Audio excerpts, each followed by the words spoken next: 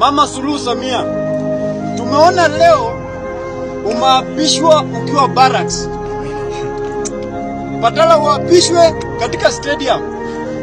Nje ya Tanzania iko na viwanja kubwa kubwa kama Julius Nyerere kule Dar es Salaam, lakini umeamua kupeleka msituni kule barracks. Nimeangalia kando yako, nimeona wanajeshi peke yao. Hiyo inaashiria nini? Nimeangalia kando yako, nimeona wazee wenye vitambi peke yao.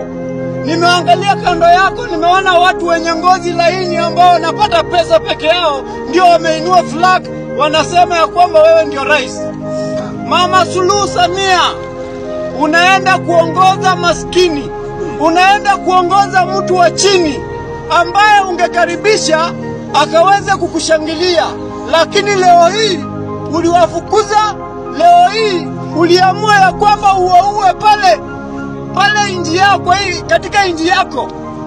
Leo hii uliamua kuwapiga marisasi wakakufe.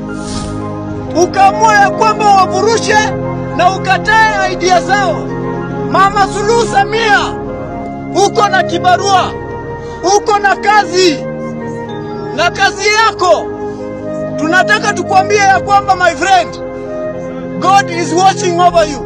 Ile Quran ambayo ulishika ya kwamba inakuapishwa, wale mapasta ambao waliomba pale, nataka kuambia ya kwamba ukirudi leo kwako tafakari ya kwamba ulifanyia haki wana Tanzania ama si haki.